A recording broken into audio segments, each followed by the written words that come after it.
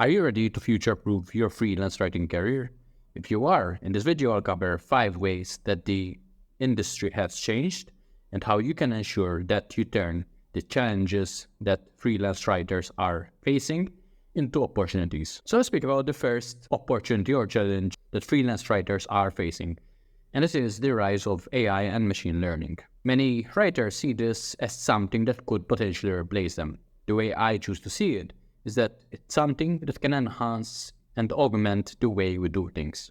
First of all, when we mention AI, there's a lot of different types of AI tools in content creation, ranging from content research, grammar, content improvement, and even creative writing aids. These are all things that you can use as a freelancer to enhance and make your writing better. AI is changing the game though, there is no doubt about it. With these tools you can create content faster, increase your research capacity, and boost your creativity. So if these things sound like they're a good thing, AI will definitely help you. At the same time, you need to understand that AI will replace the writers that either don't use it or that are subpar writers. When you use AI tools, if you give in garbage input, you will get out garbage output. It's as simple as that. Garbage in equals garbage out. If you don't know what is good content, AI won't help you. It will only produce garbage content. So you need to understand what is good content and the steps needed to create it. Moreover, you need to understand emotional intelligence. You need to be intelligent enough to know what you can do as a human writer and how to use AI to enhance this output.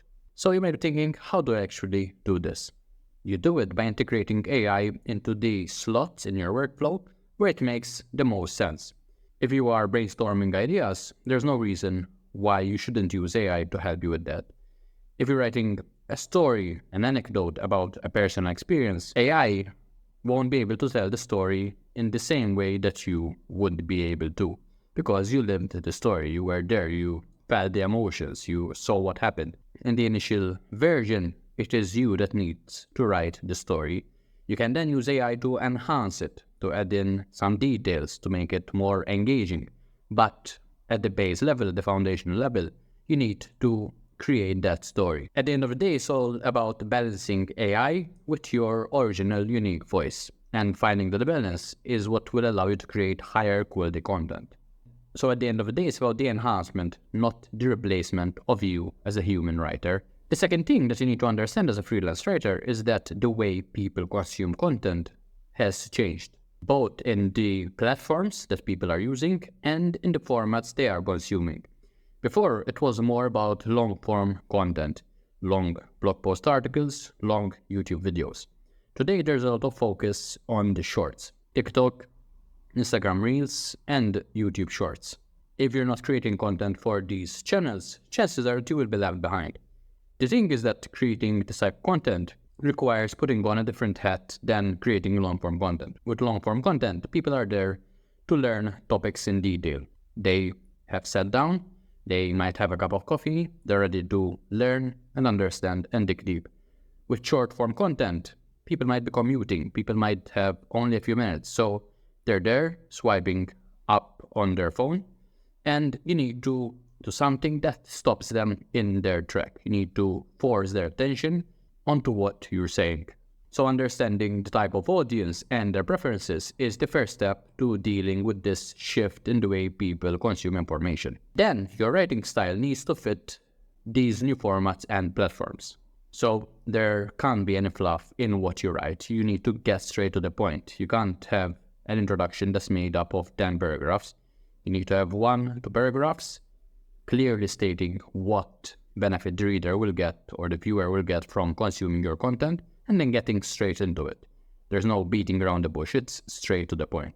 The third way that freelance writing has changed is in terms of monetization. Before, email marketing was the king of monetization. You build a list, probably free on the front end, then you sent offers to your list every day or every other day, and some of them would then transition to paid subscribers. That model still exists.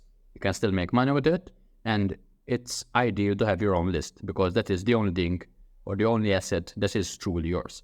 If you have a Facebook group with a lot of members, you could do something that would cause you to lose that group. With your email list, chances are a bit less than that would happen. But at the same time, there are also new and different monetization methods. For example, having a paid newsletter is something that many creators now have, where they have free content on YouTube and then they get people to a paid newsletter that keeps paying them month after month. Now it's more than ever important that you build your personal brand.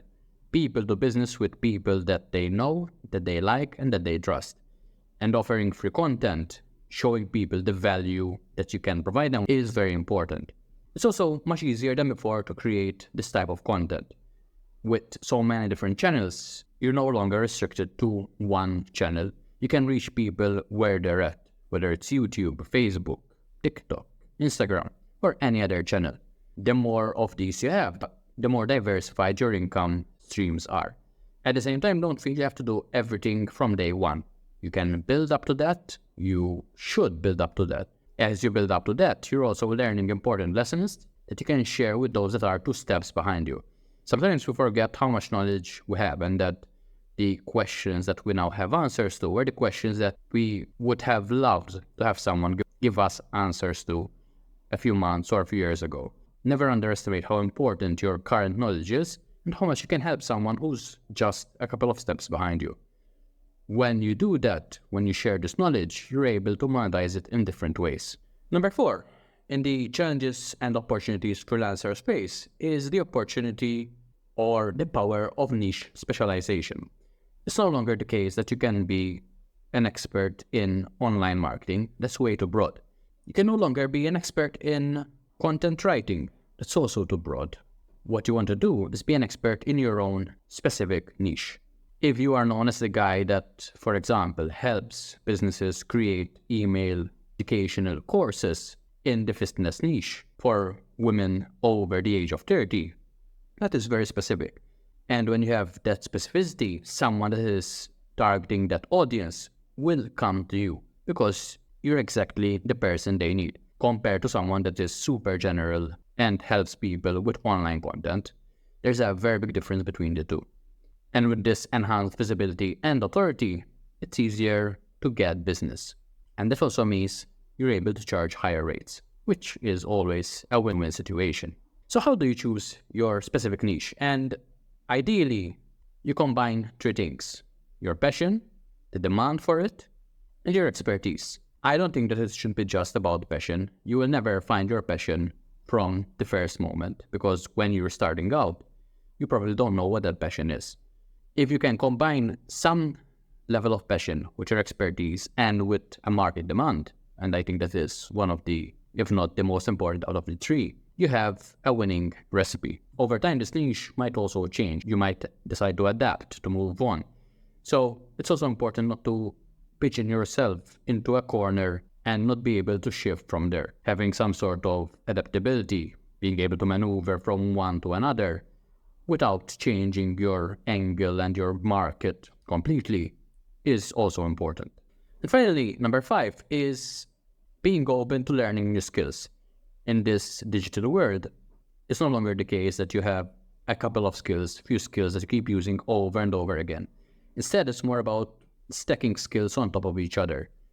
If first you learn how to do content writing, then you learn copywriting, then you learn what accountants want, you're able to create content that convinces accountants that your products and services are good for them. I'm putting one skill on top of another, on top of another. All the skills should ideally be tied together, because at that stage 1 + 1 doesn't mean 2, but 1 + 1 at some point means 100. The more skills you have, the more people you can help, the more value you can provide, and the more money you can make.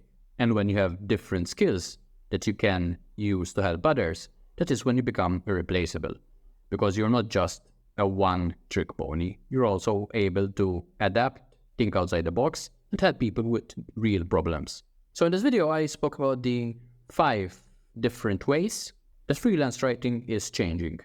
Taking these concepts and applying them to your business while being open to always learning more skills is the way forward. When you have that mentality, you will not be replaced. You'll be able to find a way to pivot, to adapt, to obviously keep providing value to the people you work with, And when you're that person that provides value, it's very difficult to get replaced by other people or machines. Then, using your skills, you're able to also scale up your business using tools like AI.